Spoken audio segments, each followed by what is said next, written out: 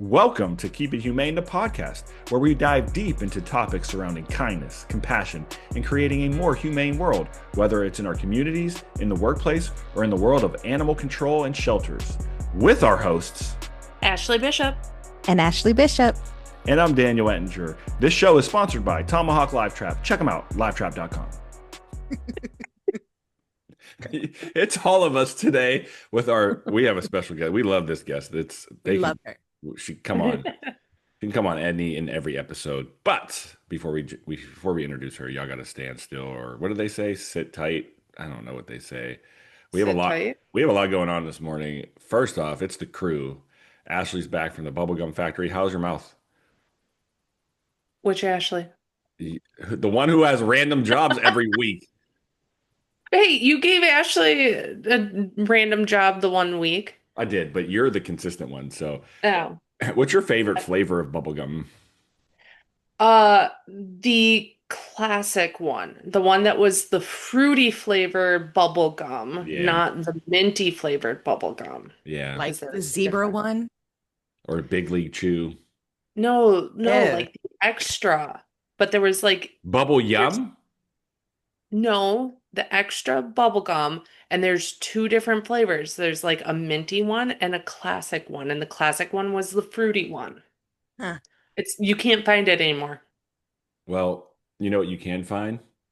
Tomahawk Live Trap is celebrating its 100th year in business here in 2025. They're a family-owned and operated business who work with humane professionals around the world to produce the safest and most effective animal handling equipment available. You can save 10% on their products by using discount code Keep It Humane. That's Keep It Humane in all caps. No spacing. You can visit them online at livetrap.com or call them at 800-272-8727. Okay, so today's a special episode, right? We got one of our favorite guests, Tabitha Blewitt, with the Humane Educators of Texas, but also I know. I didn't change my screen. which you don't have to because everyone knows you as the Humane Educators of Texas. But what they may not know is Austin Reptile Services. And I really want to do this whole program about how unprepared shelters are to take in reptiles. And I have some examples to share here in a minute. But before I'm sure you do. But before we do that, ladies, and normally I'm like, hey, how's it going? We got to get something out the way right away. Right. We have to go in on this because it's timely.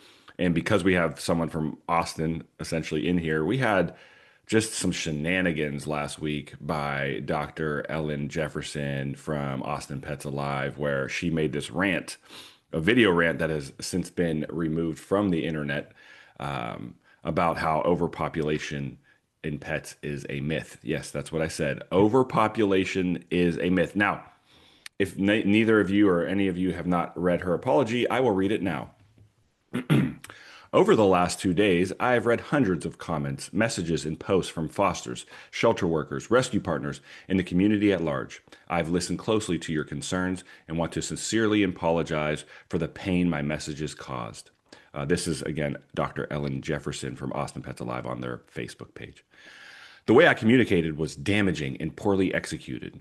That is nobody's fault but my own. In the urgency to speak up, I failed to lead with the data and context for our position, and I failed to center the lived experiences of those working every day in overcrowded shelters. By doing that, I underdetermined trust and created division at the same time when collaboration is essential.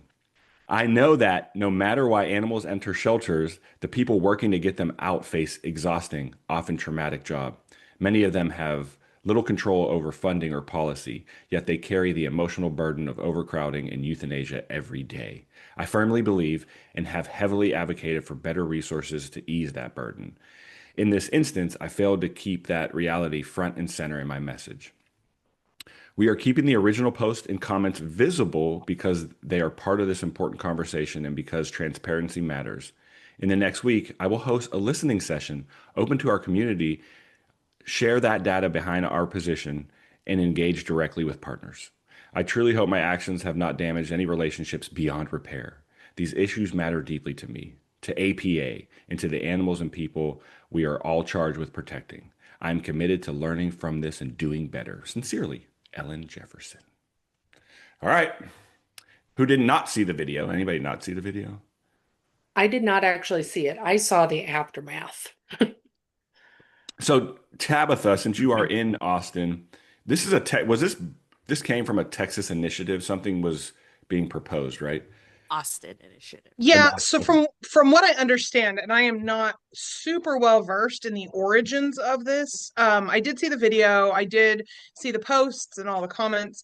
From what I understand, City of Austin maybe is trying to pass an ordinance to ban spay aborts. I think Hmm. is where this all came from.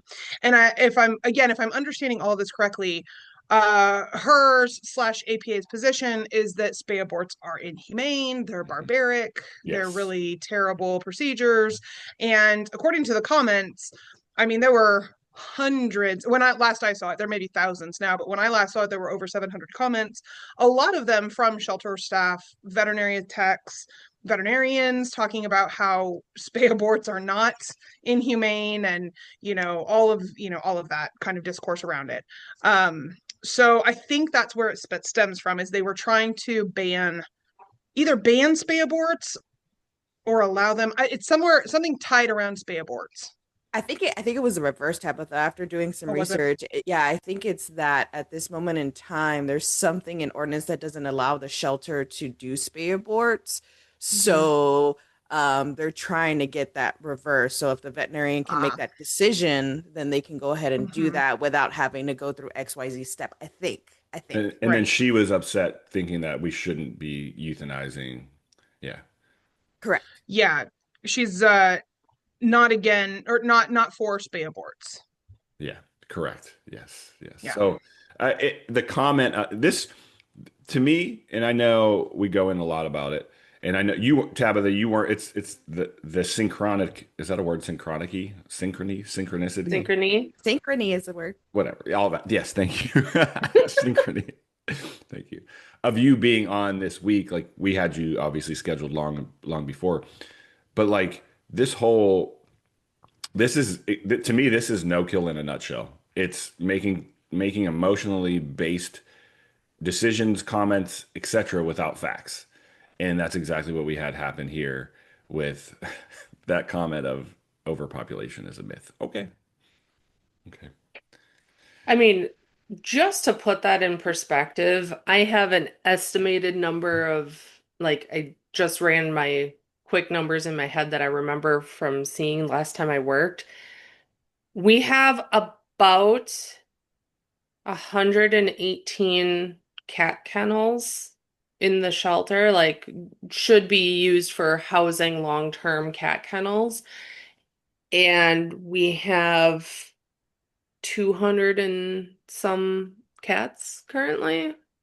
Like, Hmm. we are over by over 100 cats. I would imagine the most of our listeners are probably in the same boat. Yeah.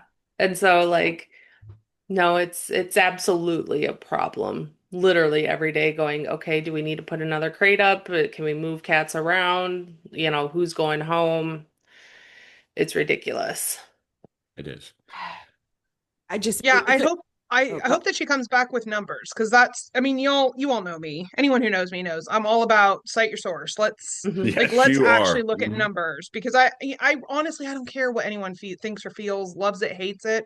It comes down to numbers, right? And what are the numbers for each area? Because there's different, as you all know, as everybody listening knows, different cities, different states, different demographics have different pet Mhm. overpopulation challenges and issues that other jurisdictions don't, right? And austin is a Austin's a very interesting kind of bubble of ordinances and policies and incredibly strong opinions that are just, it's a very different environment in Austin than it is even in other parts of Texas. So for me, it's all about, if she's got numbers, great. I literally can't wait to see them. And I don't mean that in a challenging way. I literally would like to see everybody's numbers on everybody's side. My question would be when she made that comment, was she still warehousing animals in her Sally port or in her garage or wherever she was? Just, I have no idea. that's a fair question. It's a fair question. I do Maybe know I'll that a join that. few. Maybe I'll join that live thing that she's doing and ask that very question. Oh God. Well, I think it was a few days. Again, I don't have all of this stuff in front of me, but I think it was a few days before all this happened. Unfortunately, somebody did break into the APA Oh facility no, and that's not released good. all of the dogs. Wait, what? And I What? yes, Wait, and they're recently? working. Yeah, like Yeah. within the last week or so. Holy Yeah. They crap. caught him on camera. I don't know if they've identified the suspect. One dog was killed because of the dog fights. Multiple dogs were Jesus. injured. They, from what I understand, reading just, of course, the news reports, who knows how accurate they are, but I think that they have now recovered all of the dogs that were let loose. There were a couple that were still missing for a couple days, but they have now recovered everybody. So I mean, What? yeah, it was a pretty tragic event that happened because at least one dog died and then I multiple wonder, others were injured. like, is that an old worker and like that he saw the video and he was like, okay, you think that's the case? Well, then I'm gonna just go show you. No, this was before that video. Oh, it was before. Okay, okay, okay. Yeah, it was Wow. before. Wow. So they're working with as far as I know, they're That's still working with law horrible. enforcement. But That's last horrible. I heard they caught the suspect on camera, but I Okay. don't know that they've actually identified him. Wow. Wow. Yeah. Yeah. So pretty tragic That is that tragic. It is. any shelter would have to go through that. Hmm. Absolutely. Yeah. And the amount of general extra work that is being put on those staff members to then try from that, who is already probably suffering in an overwhelming situation. Yeah. Yeah. And I mean, it's more than any shelter should ever have to experience Yeah. ever. So, They did identify him 2 days ago, so oh, did they? that's a good thing. I hope Good. I mean, they could potentially charge with a lot of different things, not just the trespass, but there's possible cruelty aspects depending on, um, man, like it's sad that this dog got attacked and, ooh. Yeah. Okay, well, that was just the morning talk. That was just the morning talk. How's everybody? Also, if you're not watching on YouTube, or you can watch on Spotify too. Wisconsin Bishop, did you get your hair did? No, It just looks like, I have it down. oh, maybe that's what it is. All right, I thought maybe I you had very often wear it up. yeah, I thought maybe you had like a new haircut or something. No, it's still Get it. stupidly long. Okay, there it is. Okay, Love looks Love good. So, should we just jump in, or it. Yeah. let's just do it because I'm excited to have you here, Tabitha. We've already kind of jumped in with you, and people know you. If they don't know you, just put in Tabitha's hate. Wait, hate I Tabitha. hate Tabitha fan club. That. I totally almost wore Yes. that shirt today. You should have. Yeah, you You should should have. have. No, I got my humane help on. Oh, good. That's Oh, actually a okay. good one too. By the way, I just would like to throw it out there that you can use the Keep It Humane discount code for Tomahawk, or you can use my discount code for Tomahawk, which is DC, which stands for discount code IHTFC, which stands for I Hate Tabitha Fan Club. It will also only get you 10% off, but I mean, that is a great discount code. So thank you, can I also Tomahawk. throw another shout out because I have a second discount code? Please. Joe the ACO, 10% off, Oh. IHTFC, all Well, caps. wait, really quick. Joe the Yeah. ACO was a founding member of this podcast way Yep. back in the day. So any plugs to Joe the ACO are welcome. Shout out, Joe. He's a very good friend of mine. He was just here in Texas, unfortunately, on vacation, and I didn't get to see him. Oh, I know we couldn't Rude. coordinate it. We tried really hard, but we couldn't coordinate it. He just wasn't quite close enough to our region of Texas. So fair. Well, someday. yeah. Someday. So with all you have so many hats, if you will. And She's amazing. We She's just amazing. mentioned Too a many few of jobs. those, right? We talked about humane help and humane educators of Texas. But the reason we actually asked you on the show today was really what the hell are we doing with reptiles when we get them? Because I've been in situations where we've had to make drip systems out of IV bags for chameleons. Like, but people may not know you have to do that. And I really just wanted you to come on and we can walk through some of like the steps to take and how to be prepared, how to be proactive, because there is going to be that case where you have 27 chameleons you got to go impound, or 33 bearded dragons that all look like charcoal because they've been malnourished, or Right. or the snakes, right? Like we don't even have good setups for snakes. So I just wanted to jump in and Ashley, I think you had some experiences too, if you wanted to share kind of some of that. Yeah, just recently, like 3 weeks ago, we had somebody get arrested, and in their vehicle was four leopard geckos and a ball python. Mm. And then 3 years ago, we entered a scene where we had to remove like 230 plus feeder mice, like 27 venomous snakes, and like 20 ball pythons. That's a lot. I It was mean, a learning experience. I recently, in the last couple of weeks, have messaged Tabitha a couple of times between the corn snake and some, uh, Leopard gecko. yeah, the leopard geckos. And on Mhm. top of the leopard geckos, we also had 8 ball pythons come in. Ugh. So, yeah, Wow. yeah. Wow. So, Yeah, it's a sad reality that most shelters across the country are not prepared to take in reptiles of any kind, large, small, like common, exotic. Most shelters are not prepared. And one of the, like you say, I have a bajillion T jobs, and one of them is I'm kind of making this one of my classes on the conference circuit right now called Sheltering Reptiles in a Mammal World. And it's Awesome. really all about kind of, the very quick nitty gritty of what to do when, 47 red-eared sliders show up at your shelter Yes. and you have nowhere to put them.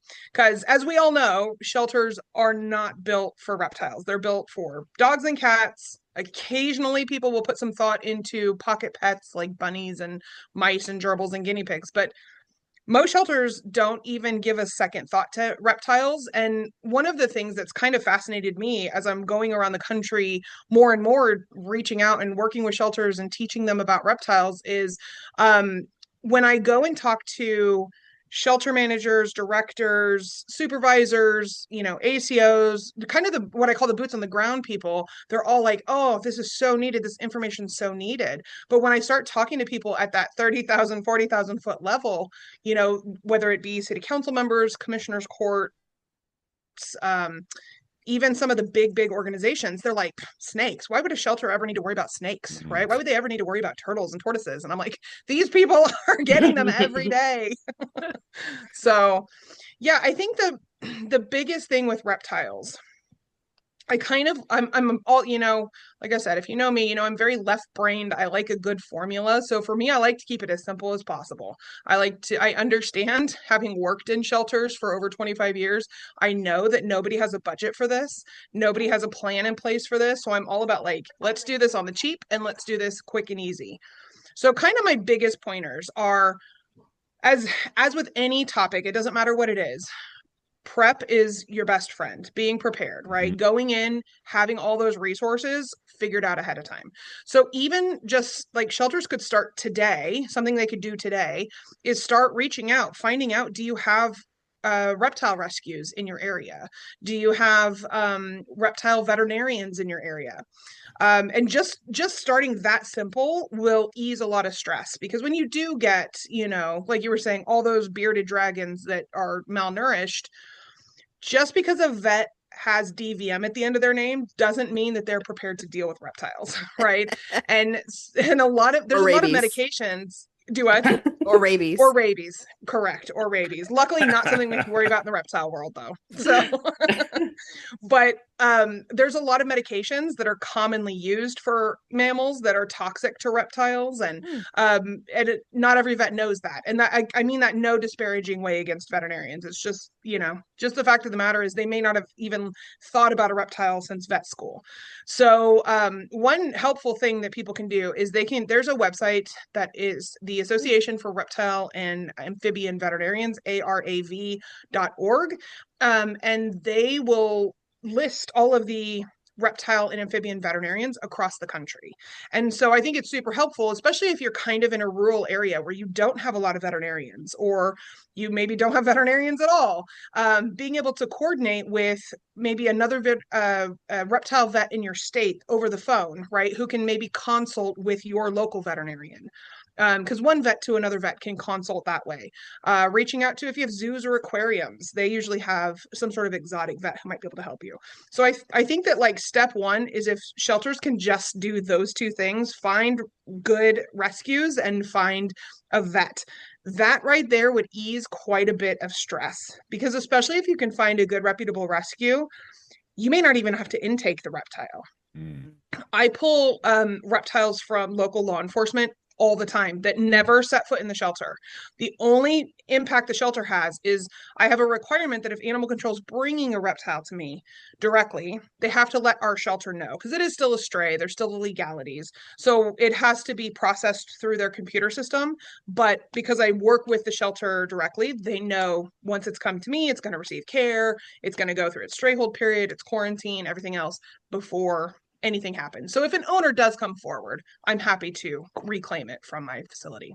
So that's probably step one. Mm. I feel like that was a lot for step one. But it's valuable It is. because Yeah. our job when we're at a shelter is to make sure that we're providing the necessary care for that animal. And yeah, I've seen it. I've seen us not provide the right food, not provide the right lighting, not provide the right heat, not provide the right resource for that animal to get in or out of water. Yeah. And so is there does ASV have anything on reptiles? The what is that? The ASV American Shelter Association of Reptile and Amphibian Veterinarians. No, ARAV. the other I one, can't. the Association of Shelter Veterinarians. Yeah, Oh, veterinarians. shelter veterinarians. Did they have any? I don't know, actually. I don't know either. Let me check the guideline. While we do that, like, because I think it's always just Well, I'll even bring this to the like reptiles just seem to not fall in the same category, which is a sad thing. So, as all of you on the program know, I do a lot of teaching for the United States military on animal cruelty, etc. And what is not listed in their laws, so they have this thing called the UCMJ, which is basically like equivalent to our state codes, etc. The UCMJ defines an animal as basically a non-reptile. So anything like that is a mammal, warm-blooded, etc. Um, Reptiles are not considered animals per the Army. And so it's just, again, it kind of shows the overall thought process, if you will, on where they fall in the, what would you say, hierarchy, if you will. Yeah, that's unfortunately very common. And it's, can I jump on my soapbox for just a minute on something that annoys me so much? Please.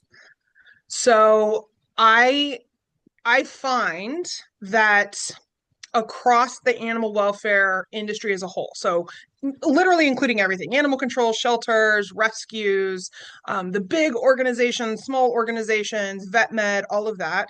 One of the things I find is that, especially the more and more that I'm getting kind of in the weeds, so to speak, with all these different organizations, is I find that, of course, we have some of the most passionate and compassionate people in all of these facets until it comes to reptiles. I've literally been at trainings, conferences, meetups with other animal control, shelter staff, big organizations, and they're talking about, oh, we have to, all these puppies and kittens and bunnies and everything else, which is great. But then the minute somebody says, oh, but we got in some snakes at the shelter last week, and immediately the words out of their mouth are kill it with fire, right? Only good snake's a dead snake. And I find that it's not just places like the military, it is even in our own industry. I mean, Kelly and I were just at a training this past week. I literally got home yesterday, and one of the students was like, I hate snakes. All snakes meet my 40 cal. And I'm like, Ugh, okay, that's a little overkill. Right. But like, that's not our job, right? And I always say, like, I never ask anybody to love reptiles, but they are animals, right? And like, if we are working in animal welfare, that does include things without fur. Amen. So there is nothing in the shelter guidelines for reptiles, amphibians. It's strictly mammals. See? Yeah. Yeah. And that's used a lot in our profession, ASV. And so now having that new resource, which you said is can you give it to us one more time? The Association of Reptile and Amphibian Veterinarians. Now, will that have any guidelines on like if I'm a shelter director or maybe a shelter manager of kennels or something? Will that have some easy setup for me, like how to? No, that website is literally just to find a reptile vet. That's Okay, it. okay. That's all it is. Who They would won't. They yeah, they don't have that. who's gonna provide that like that? Because if I don't know what I'm doing and I got, let's just bring in a monitor lizard, uh, tegu, and let's see, this person was very eccentric, and a caiman. Yeah, Yeah, we took all of those from their property. How am I going to be right. prepared for that? Gaboons. Gaboon vipers. Oh, my favorite venomous snake in the whole world. Can we fly you out if we get a crazy reptile call? Can you just come out? I will fly just about anywhere if somebody is paying. Yes. So make Well, sure If you you can have it manage to flied. if you can manage to find a block of time in my completely jam-packed schedule and you're paying, I will be there. well, I got an extra room for you, so you can stay Perfect. in the kids' Perfect. room. Yeah. Yeah.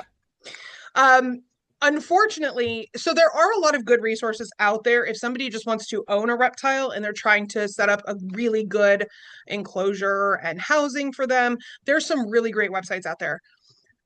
My main focus of what I do really focuses on shelters and that short-term quarantine, kind of a more emergency sheltering, because I have some care guides that I give out in my sheltering reptiles class.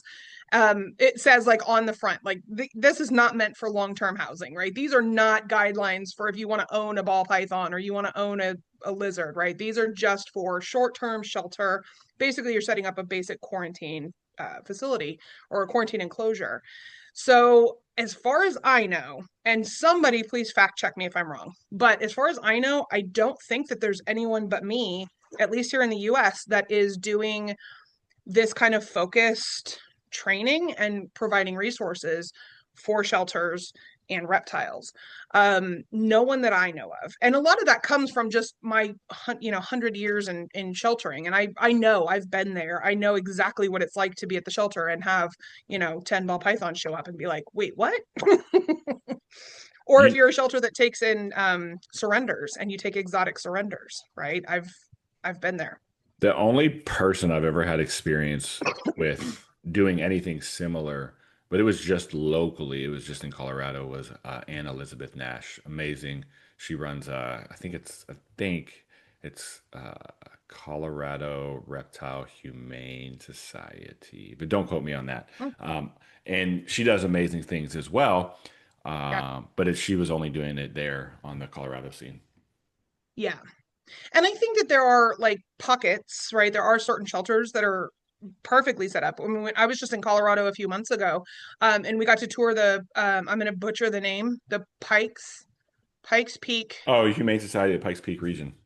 Sure, yeah, You that one. were you down in Colorado Springs? Is that where it's at? Well, it depends because they have satellite offices too. They I was at have their main campus. okay, so you were right there in Then Colorado that's where I Springs. was. Yeah. I don't know where anything is. I have no idea. I Did barely you know go where I'm to? at Did they today. have a building that said Animal Law Enforcement on it? Did you go to that building? Sure. I don't know. I went in the back. Oh, you got I don't know. VIP treatment. I did. I was there to watch necropsies. But Oh, when we got a tour of the facility, they have a beautiful reptile room set up, and it's set up for reptiles and birds. So they have all kinds of vivariums for every type and size of reptile. They have all kinds of different cages for birds.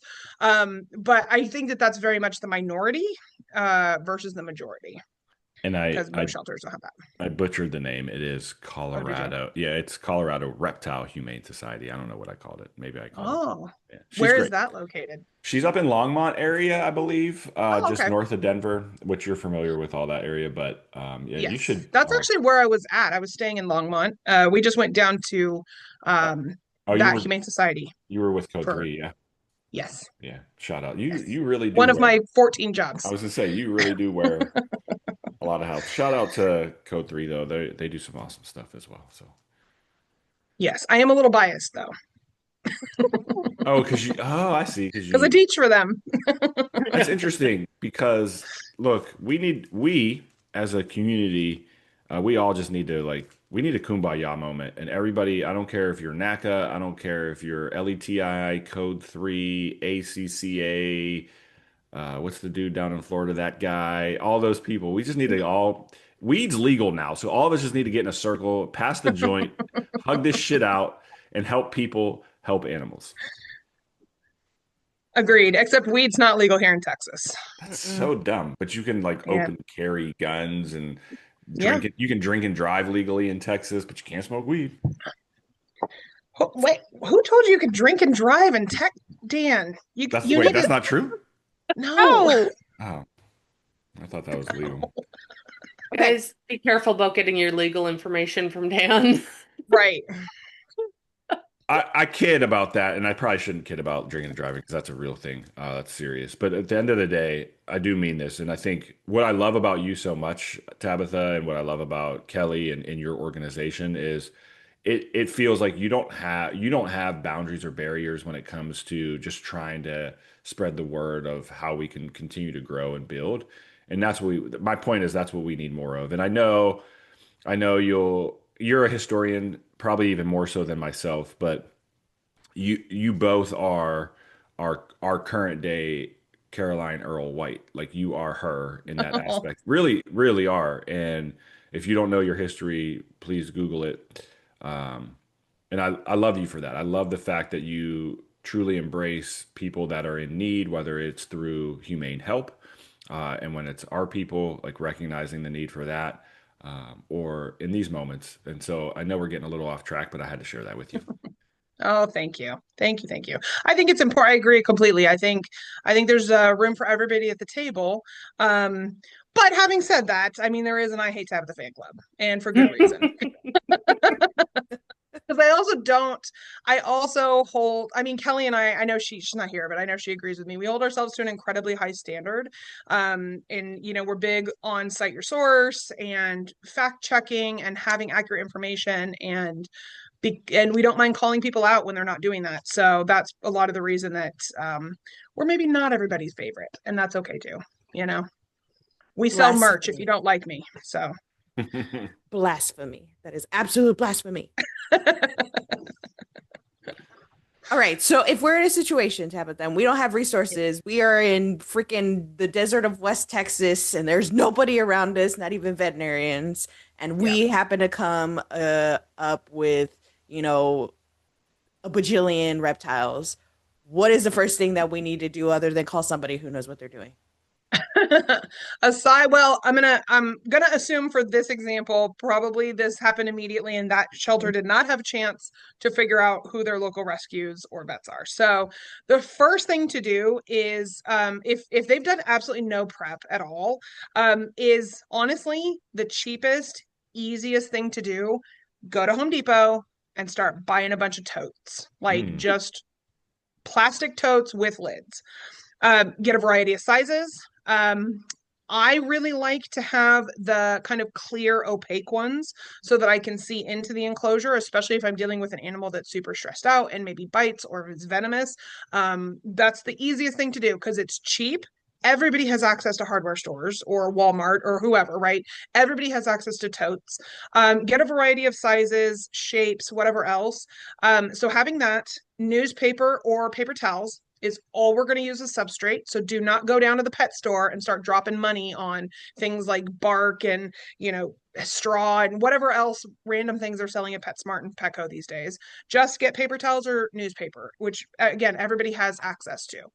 Um, Now, it does get a little bit more complicated because we're talking about exotics who have to rely on outside heat sources. So you are going to have some heat sources, which again, prep is really key. If your shelter can, once a month, if you've got, $50 left on your P card that you need to use or something like that, start buying. You can buy them on Amazon. You can buy them at pet stores. The black dome heat lamps, right? That Yeah. you plug in the lights to.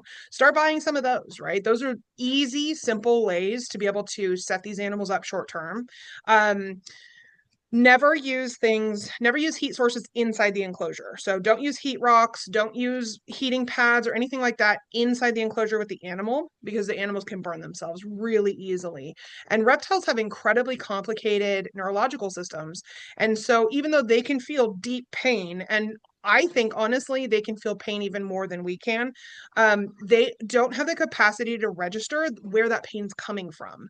So it's the same problem. So like if they're on a heat rock, they're going to burn themselves, sometimes second or third degree burns, not realizing that all they need to do is get off the rock, right? They don't put two and two together. That's what crackheads It's the say same too. reason that do what? That's what crackheads say too. Sorry, couldn't resist. Well, that is true. That is true. Well, reptiles are like little crackheads. So Get off the but rock. the other thing that they don't do, it's a big reason that we see a lot of cruelties from prey animals eating the reptile. So if you throw a rat in with a snake, for example, and the snake doesn't eat the rat, a lot of times the rat will turn and eat the snake. And the snake is feeling that pain. They're in incredible amounts of pain, distress, everything else, but they don't understand that it's coming from that rat. And so I've seen rats absolutely kill snakes. I've seen them eat them down to the bone while the snake is still alive. So they are complicated creatures to take care of. But getting back to the light source, so we want to have a light source outside the enclosure. We want to have some sort of totes. I really don't want shelters to go out and spend a bunch of money on glass aquariums. If you have citizens that are donating them, absolutely throw them in your storage unit to be able to use at some point. But do not let me jump go buy a into bunch of glass. the enclosure piece real quick. Mm-hmm. If an officer goes out, should they seize the enclosure that it's in? Should they bring it in their enclosure? Yeah, so this is what I tell shelters or ACOs, cruelty investigators, all the time. If you're going to do an exotic seizure and going in, that your shelter's not prepared for whatever it is. Like if you're going on an exotic seizure and there's one ball python and you have something to set up a ball python, I wouldn't be taking the enclosures. But if you absolutely do not have the resources, add it to your warrant that you want to take the enclosures. Okay. The problem with taking enclosures, and of course, this is going to vary a little bit per state, right? Because everybody has different property laws in different states. But the problem with taking the enclosures, you put them in your warrant, you take them, that's fine. But make sure you're heavily documenting that you are taking pictures of all sides of the enclosures, because us reptile people, we're nuts. And this is not a cheap hobby by any means. Yeah, you have to inventory all of that. Yeah. All of it, the substrate, the hides, the rocks, the plants. When I do these, I like to take pictures with the rulers so I can see how big the enclosure is, that I can prove that there's no scratches or broken glass or missing rocks, because at the end of the day, even if you win your seizure hearing and you get custody of the animals, a lot of times the courts will order that the equipment go back to the owner, because you can't cruelly treat equipment. Right. And if you haven't returned that equipment in the condition you took it, you're going to be up the creek, as they say. So yes, I would say if you're not prepared to take in what they have, include the enclosure in your warrant. And I wanted to ask too about the tubs, and I love that idea. Do you like the ones that, there's two different types. There's the ones that they open like this, and if you're watching on YouTube, it's like the two sides meet in the middle and then it opens up like that, or do you like the top that you peel off? I like the top that you take the whole top off. And usually what I do, I should have brought one with me to show you. I, of course, don't have it here. What I like to do is I take these and I actually cut a big square out of one end, right? Like if you're looking at the top of the lid, one half, I'll cut out one big square. And then I zip tie wire into it. So like a wire mesh screen, I zip tie it in so that I can put that heat lamp right on top. If you have the kind that break in the center, then you're not really going to be able to add that. And so they're weak, like you can't really stack a lot of stuff on it. So right. Interesting. Yeah. So honestly, and the easy part about reptiles and shelters is, first of all, if you have a snake, unless you're going to be having that snake for weeks, I'm talking like we're pushing a month that you're going to have that snake, do not feed it. Don't feed it. Don't try. Don't do anything. Just set it up, give it its heat, and leave it alone. Excuse me. If you're going to have something like a chelonian, like a turtle or tortoise, or a lizard, you're probably going to have to feed it while it's there, unless it's only there for a day or two, because reptiles can go a couple days without food. It's not a problem. Snakes can go quite a while. And because they all have specific diets and it can be really crazy, I always say if you're able to get that animal out of your facility and within the first 48 hours, do not feed it. Just leave it alone. Do not feed it, even if it's a lack of care case. So even if it's skinny, whatever else, because it needs to be with somebody who knows how to not only do refeeding on reptiles, because refeeding reptiles and refeeding mammals after lack of care, completely different. So getting them with somebody, either a veterinarian or a herpetologist or a rescue who knows how to do those refeedings, easiest thing. So at least for food, you don't really have to worry too much about it. The other thing a lot of people don't know about reptiles in shelters, unless it's a wild reptile that like you picked up a rattlesnake in someone's garage and you're taking it back to the shelter to euthanize it, if it's a pet that's been in captivity, you should be scanning every single one for a microchip, because all reptiles can be microchipped. And it's kind of an increasing trend now that people are getting their reptiles, especially their chelonia, their turtles and tortoises. A lot of people are getting them all microchipped, but they can microchip snakes, lizards, whatever else. So definitely scan them for microchip because they might be chipped. That's super valuable. I think I know we, like, meaning me, I would never have thought to scan a turtle or um, a snake or something in that regard. Where do they I think, typically Put them? chip a Yeah. turtle? yeah, so with turtles and tortoises, most of the time they're being chipped in the left rear leg. Not always. Um, like I have a leopard tortoise, which is, it's still considered a small tortoise, but it's Is it one of those. fast? Is it, since it's leopardy, is it fast like a cheetah? You would Goddamn. think. He is not. His name is Peanut Butter, and that's about how fast he moves. Okay. So it's, yeah, not Peanut butter. exciting. So with Peanut Butter, with my leopard tortoise, because he is a little bit bigger, my vet, who is one of the best reptile vets in the country, I'm so lucky to have him in my area, he actually did a pectoral implant. So his microchip is between his plastron, which is the bottom shell, and his pectoral muscle on the left side. However, if you just scan them anywhere, you'll pick it up, right? Right. It's like anything. You should scan the whole animal, Yeah. but you'll pick it up no matter where you scan them. But all of my chelonians are chipped, and I'm working on getting my lizards and snakes chipped as well. Interesting. So Yeah. interesting. We learned about the chipping on the tortoises because we have a sulcata that likes to adventure a lot. Yeah. So yeah, that's a good tidbit. But what if we get something bigger, Tabitha? Like, what if we get like a big ass iguana, or like we've had loose tegus or Yep. sulcatas? Like, how do we manage those type of reptiles that can't be necessarily put in an enclosure like a tote? Yeah. So if you get something really big, it is possible to, especially short term, to put a really big lizard. I maybe wouldn't do this with a big snake, but with a big snake, you really just can get a large tote and stick them in there for a couple days. They're going to be absolutely fine. But with a large lizard, specifically lizards, so we're talking the tegus, the black-throated monitors, the big iguanas, all of those big savannas, things like that. If you have like a shoreline kennel, like a large cat kennel, put them in there for a day or two. They're going to be fine. They're going to make a mess. They're disgusting, right? They're going to make a huge mess. Put them in there with a bowl of water. It'll be fine. Again, the key really is identification of these. I had like last year, I had a local shelter take in on a cruelty case, 2 lizards, and they called me. And this is when I learned my lesson, that when people call me asking for advice, I now require them to text me a picture of the animal, because they called me and they said, we have a baby iguana and we have an adult savanna monitor. We just need to know what to feed them, because of course they don't trust the internet, which is smart. So I tell them exactly what to feed: an adult savanna monitor and a baby iguana. And so about 6 days later, when they brought the animals to me, once they had gotten past their seizure hearing, they brought the animals to me, and they walk in with truly a baby iguana and an adult black-throated monitor, which has a very different diet. So they were like, we can't figure out why he's just acting so hungry all the time. And I was like, right, because he wants a rat, because you've been offering him, salads and pinkies, and he wants a big rat. And so when he got here, I was like, would you like a rat, sir? And I thought a couple rats, and he was like, he was "Yes." perfectly happy after that. Yeah.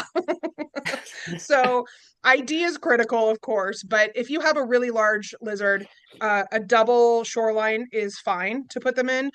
Even a dog kennel, as long as it's completely enclosed, right? So it needs to have a top because these animals can climb really well, and it needs to not be a rickety kennel because they are very destructive. So if it doesn't have good support, or if the chain link can be pulled back, they're going to escape. Now the problem comes in with the big tortoises, right? So sulcatas, Aldabra tortoises, even leopard tortoises. They're expert escape artists, and they burrow. So if you decide, well, we're going to stick them in our outdoor play yard, that's fine. But if they can dig out, they will go out. And the other thing with turtles and tortoises is if they can see through it, they're going to go through it, right? So if they can't see through their borders, then they just operate under the assumption that the world doesn't exist past this wall. But they can see through chain link, right? They can see through wrought iron. They can even see through like privacy fences because of the gaps in the holes and things like that. So they're either going to go under it or they're going to go through it. And they are like little mini bulldozers. They can take just about anything down. So if you're going to keep it in an outdoor enclosure, it's better if it's a concrete floor, right? So that they can't dig out, and that you have really good chain link or more reinforced some sort of metal enclosure to keep them in. That's ideal. If they're babies or little ones, you can put them in a tote, right? That's not a big deal. But the big ones, you can house them outside. Just make sure they can't escape. Can we, before we wrap up, and one thing I haven't done yet, and I need to make sure that I do, check out the website, Austin Pet. I can't see. Here we go. AustinReptileService.net. AustinReptileService.net. That's the website. So check that out. But before we like put a bow on today, can we talk about like proper PPE and what like disease transmission and just how to be safe? Like we know, okay, there's venomous. Also, how mad do you get when people say poisonous snakes versus venomous snakes? Did you know? Fun fact, in Denver Revised Municipal Code, it actually, I don't know if it still does, it probably still does. It says poisonous, not venomous, just for fun fact. So I don't correct people anymore when they ask me about poisonous snakes. I don't correct the public, I should say. I understand if people come to me and ask, is this snake poisonous or are rattlesnakes poisonous? I don't correct them. I know what they're asking me, and I don't want to shame people into feeling like they can't approach me and ask questions. However, my students will tell you I am a little bit crazy when it comes to vernacular, and I will absolutely a little bit. Yeah, no. I absolutely will correct industry professionals because it comes down to the delivery system. You know, there are lots of ongoing studies actually right now about the actual difference between venom and poison, like on a molecular level, and what's the difference besides delivery method, and that's fine. But the general public, I do not correct. Industry professionals, I correct every day. They're getting it. Yeah. But as far as PPE and disease management, pretty much all reptiles carry salmonella in their gut. That's a normal part of their life. Generally, this is very generally speaking, the more aquatic the species, the higher concentration of salmonella. This is one of the reasons that like most states and cities and agencies, whatever, ban the sale of turtles and tortoises under 4 inches or 3 inches, because one, we don't want children putting them in their mouth anyway, but the big risk there is contracting salmonella from them. So with reptiles, gloves are, you really should not be, as an industry professional, dealing with reptiles you don't know, especially if you're going into a seizure, a high volume breeding operation, even just someone's private collection. You should have, at minimum, latex or nitrile gloves. But you might also need like bite gloves, right? Because these animals have teeth and they're stressed. So there's really no reason that anybody should be handling these animals barehanded at all, because they can carry so many diseases. There's actually a place here in Texas, and it broke my heart when they put out this press release just the other day that they're a big breeding operation here in Texas, and they took in some reptiles, they took in some snakes, and they do a full quarantine on snakes, right? On all their reptiles, just like any reputable keeper should do, at least anywhere from a 30 day to 6 month quarantine. And they do quarantines, but as soon as the animals got in, they noticed something was wrong and took them to the vet, and they're all testing positive. I believe it was with chlamydia. So, I mean, they can carry all kinds of diseases. Some of them are zoonotic, some of them them or not. But either way, it's always best to wear lots of PPE, wear your gloves, wear your bite gloves, your thick gloves, and make sure that you're not washing your hands, right? Like people don't wash their hands enough. Wash They your really hands. don't. They don't wash their Yeah. hands enough. Reptiles, they're gross. They are. All they do is poop, right? Constantly. And if you're dealing with something like an amphibian, right, a salamander or a toad or a frog, your body oils can actually be quite harmful to them. So you should be wearing gloves anyway. So there's really no reason ever. Like, please don't go try and stever when somebody's, even their ball pythons. What's your take gross. on, I don't know the dude's name. He's on Instagram in the Everglades and he's always booping reptiles. He's like, I don't know. oh, he's like, this is a swamp puppy, and he's talking about like gators and crocodiles, and he's trying to help eradicate the invasive Burmese python. Yeah, the invasive. Anyway, I don't know who it is. last question that I have for you at least. Do you believe in reptilians? Like reptiles? No, reptilians, like the people, like the conspiracy theory that people are. You should see both Ashley's faces right now. Like that people are. Are you talking about flat earthers, Dan? Like that kind of conspiracy Lizard people? stuff. Yes. Yeah. Do you believe No. in that? The green skinned women and Nazis that live on the other side of the earth? Yeah, like Dan, behind the ice wall. I just would like to say how heartbroken I am right now, Dan. How many years have we known each other? And you would even ask me if I believe in a single conspiracy theory, because I'm the most anti-conspiracy theory person you will ever meet. Which is a conspiracy in itself. Heartbroken. It's a conspiracy in itself. You know what? You know why I'm heartbroken though? Is I'm gonna literally be like an hour and a half, 2 hours tops away from you in like 3 hours. Nah, probably like 6 hours, and I won't get to see you. It's sad. I know, because when Me you come too, to Texas, sir. you need to make arrangements to come visit. Well, wait, Ashley, you're like 4 hours away, right? No, I'm only like an hour and a half away from Tabitha. Well, then how far are you away from San Antonio? Like 3 Just hours. 3 hours. All right, there you go. Yeah. Well, I'm only there for less than 24 hours. So Whose fault is that? I have a whole ass room in my house, sir. Oh, snap. Okay. I know this for next time. I mean, I have an academy. You can come here and sleep with the cats. I wouldn't mind. Maybe well, never mind. I was gonna try to. I could pitch a class. I could pitch a class, and then we can get people to do the cat tattoo there because you're such a cat person. And the fact that you still haven't done it is remarkable. You know what it's gonna take? It's gonna take me dying in a horrific plane crash or a motorcycle accident for you to get this damn tattoo. Don't put that juju in the world. What did I tell you, Dan, about this tattoo? I forget. I told you we will have a matching tattoo when you're done and you get your spay tattoo. All right, deal. Because I already have a spay tattoo. That's fine. I have like a legit spay tattoo placed correctly after my own spay. There you have it. Is it just a green line or is it the symbol? Nope, green line. That's as simple as that. Yeah, confuses my doctor every time she sees it. It's great. Great. What else? Anybody got anything else before we wish a farewell? I just, Tabitha, you and Kelly and your whole crew, like, I just can't thank you enough for everything that you bring to the industry. You know me, girl. I throw you guys out all the time. I send my staff to you guys all the time. It's just so nice to have you guys and that you're so open with everybody, regardless of their opinion and things like that. And I'm just so grateful to know you. And just keep up all the amazing work, man. You ladies are just fucking amazing. Like, you're just fucking amazing. You're gonna make me blush, Ashley. You're so nice. Ooh, our modern day Caroline Earl White in the building. Women's SPCA.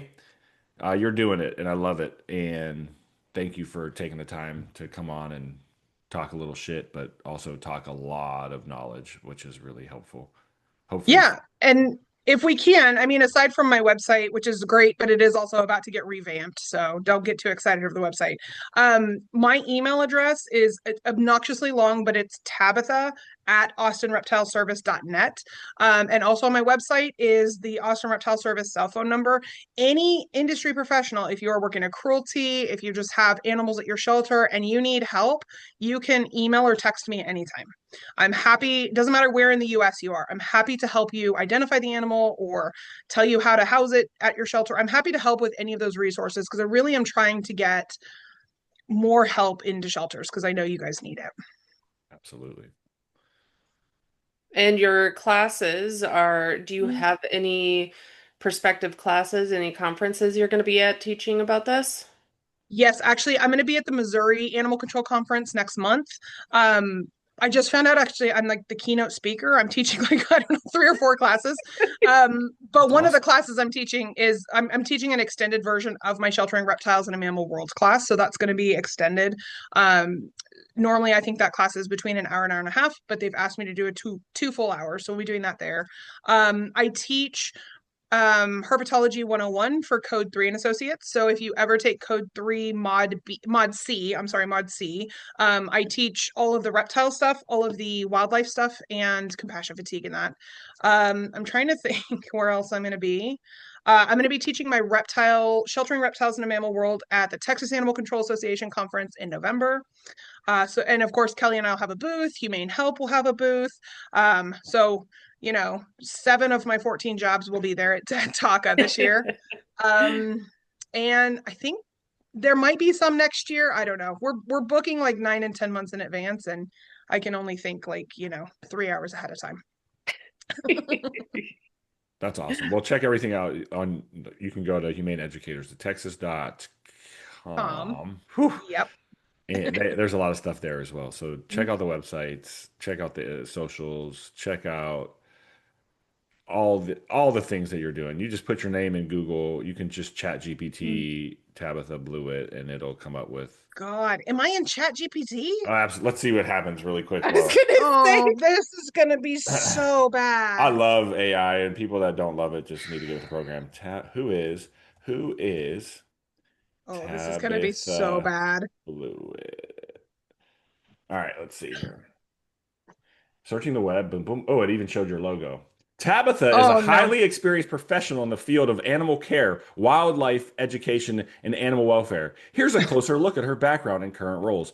Owner of Austin Pet or Reptile, I keep doing that. Austin Reptile Services. It has a little sentence. We won't go that. Veteran animal services professional with over 20 years of experience. Her background includes a range of roles such as education director, kennel manager, animal control field supervisor, local rabies control authority, educator and public speaker, trainer and certified specialist, co-founder of Humane Educators of Texas, a tea aficionado, a cat lover, and a wonderful mother. Wow, that is Hell yeah. Okay, well, that is wow. some of that is not true. I am not the co-founder of Humane Educators of Texas. Kelly co-founded this company with somebody else. I Oh, am just a co-owner. well, So that first. I don't know about wonderful mother. I don't know where it comes up with that. My kids might disagree. Oh, that's ChatGPT does not lie. ChatGPT. That's embarrassing. I've literally never, I mean, other than like occasionally I'll ask it to like rewrite my bio for a conference. I've never You know what's never fun? typed my name into And then I'm ChatGPT. just going to put this in here. I'm going to tell ChatGPT she is wonderful. And it's going to say, she really is. Tabitha has one of those careers that shows how much dedication, education, and compassion can ripple through a whole profession between her work with reptile rescue, training animal control officers, and building up humane educators of Texas. She's had a huge impact on both people and animals that she serves. Do you know her personally or just following her work in the field? Oh no. Now you're Listen. having a whole conversation. Hold on, She's hold on. my- Listen. yeah. I put in Tabitha as a kick-ass person, and it says she really is. From what I found, Tabitha's career shows a mix of toughness and compassion, managing animal control teams, handling everything from rabies investigations to reptile rescues, and still making time to teach and mentor others. Sounds like kick-ass fits her perfectly. Oh. Hell Oh yeah! my God, this is so embarrassing. Last Oh my one. Can I God. leave you on this? Having a Yes. friend like Tabitha must mean you have endless stories, laughs, and probably a few wild animal tales in the mix too. She seems like a person who lifts others up while doing important work, which is, oh my God, the most truest thing. You and we've talked offline when I've been down in the dumps, and you really one of the most compassionate persons that I know, and just care, like real, authentic, genuine human, and we love you. Oh, thank you. Well, I love you guys too. I love coming on here. I would be happy to come on anytime and we could talk about whatever.